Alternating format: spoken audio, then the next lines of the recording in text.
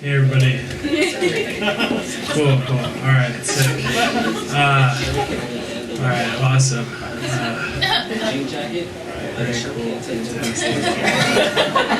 I feel like when people say, but not like that, it's always exactly like that, you know? Like I was talking to my friend about dinosaurs, he's like, man, I love T-Rexes. But not like that. I was just like, come on, dude, we all know you're having sex with a T-Rex, right? I get those tiny arms are sexy. You know, be comfortable with your rexuality, right? Yeah, now the real comedy begins.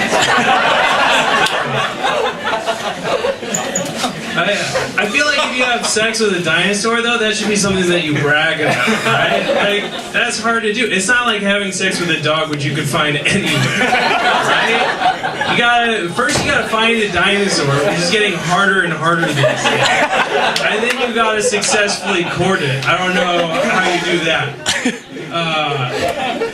I was curious about how dinosaurs have sex with each other, so I looked it up on the internet. And turns out that this is also something that a lot of paleontologists are curious about. Because there are all these questions, like scientists on the internet who are like, oh, how do dinosaurs have sex? Maybe it's like this, maybe it's like that, you know. And there are all these pictures of dinosaurs having sex with each other and no actual research behind any of it. Which means, like, at some point between the time where the scientists were like, we gotta commission a painting of these two dinosaurs having sex with each other, and then, like, doing the actual research, someone got distracted by the rexuality. Yeah. So, I've never touched my dentist's vagina, but my brother and my sister have. So, interesting story. So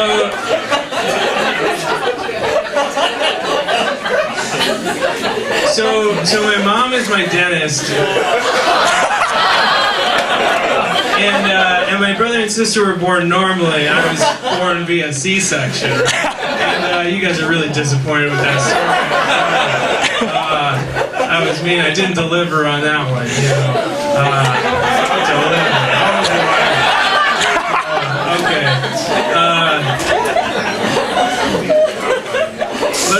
I feel like C-sections are crazy, like that's just a crazy simple solution to a complex problem. Like, oh, the baby's not coming out, let's just cut a hole in the woman and rip it out.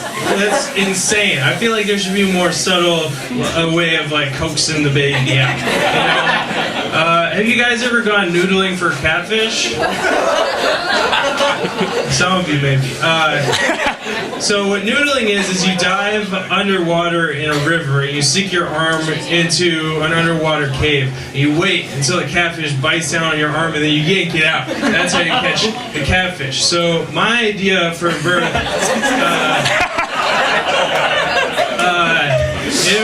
it involved a water birth.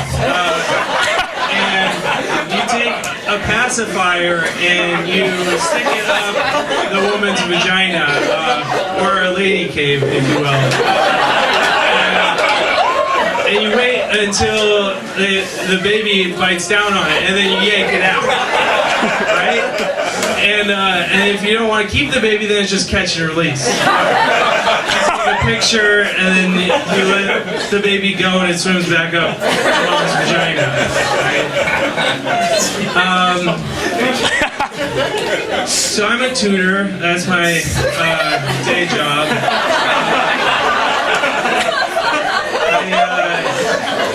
Recently I started tutoring Paul Rudd's kid. You guys know Paul Rudd? Okay, he's an actor. So usually when I say that, people are like super impressed. They're like, oh, whoa, cool, Paul Rudd, right? My favorite thing about tutoring this kid is that he doesn't give a shit at all that his dad is Paul Rudd. All the kid cares about is football, right? So the whole time we're tutoring, he just asked me about all these football players who used to go to my college. And one time he was like, did you actually know any of them while you were there? And I was like, well, yeah, actually, I was the RA of this guy who plays sometimes on the Falcons. And the kid is like, oh my God, Dad, did you know Stu was the RA of this guy who played sometimes on the balcony? And his dad's like, yeah, but I'm Paul Rudd. Like, what do I have to do to impress you? And the kid's like, well, he plays tight end and I play tight end. And Paul Rudd's like, yeah, but like, I was Ant-Man. I'm literally a superhero. I don't get it. I just love the idea that everybody in the world is super impressed with Paul Rudd, but his family and people who are closest to him just don't give a shit at all. Like, he just has to go home to his family like, hey, I'm going to do impressions for you. He's trying really hard. They're like, Dad, just go away. Because he's still just someone's stupid dad, you know? I was at a bar one time, and I was talking to this dude, and I could tell that he was having trouble placing my accent. Because he was like, hey, man, where are you from? I was like, Chicago. And he was like, no.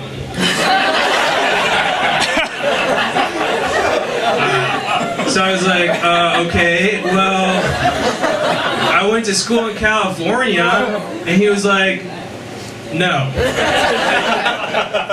I was like, okay, well, I scored really high on Asperger's test.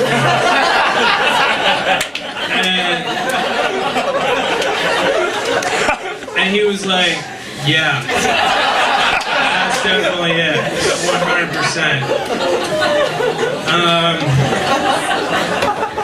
Another time I was talking to my friend, and casually in conversation, he mentioned that his dad died in 2012, and I was like, oh, samesies.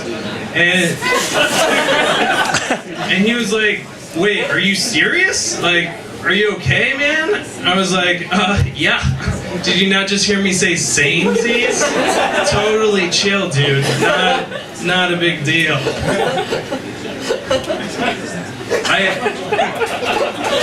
Okay. I feel like as a white dude, people don't always like to hear about how you're privileged, right? So whenever I feel like I'm gonna say something that sounds really privilegey, I try to pair that with something that makes me sound not so privileged. So, for example, if someone's like, hey man, what did you do for Christmas? I'll be like, oh, my mom flew me to Hawaii, and also my dad committed suicide. So, that's not good. Then it's hard for people to be like, oh man, this guy has it way too good. This guy, oh man, he's fantastic. You guys don't like jokes about that. You guys ever do the online dating thing? Okay, yeah, that was mentioned earlier.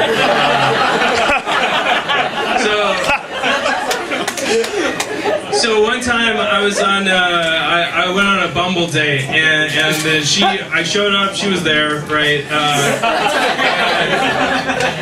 I was like, hey, my name's Stu, and she was like, you're privileged. And I was like, wait, what? And she was like, you're privileged, admit it. I was like, well, and she was like, no, just say that you're privileged. I was like, all right, cool, yeah, whatever, yeah, I'm privileged, sure. She was like, great, now that you've admitted your flaws, I can like you. And I was like, you're rude. And she was like, wait, what? And I was like, you're rude, admit it.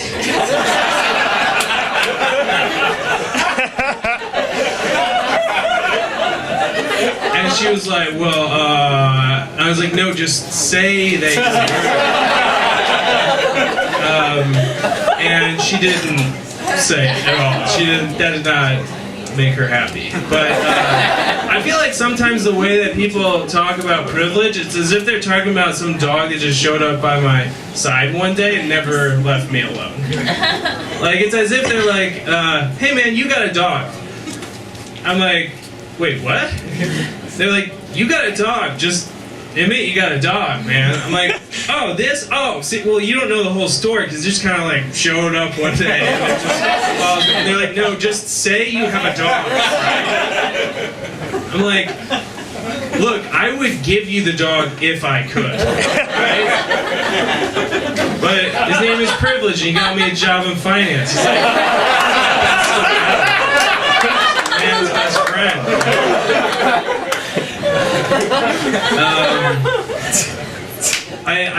friend, she spells the word woman with a Y. You guys know anybody who does that? Yeah. So she spells the word women with a Y instead of an E because the word men is inside of the word women, and that's misogynistic. And I feel like that's just kind of a bad attitude, right? Because you could just as easily look at it in a positive way, right? Like, instead of getting upset that men are inside of women or whatever, like, why not just think of it as, like, being a woman is so amazing and difficult that it takes everything that it takes to be a man, but then also, like, so much more than that. Like, so much more that's like, whoa. Right? That's a more positive way of looking at it, right?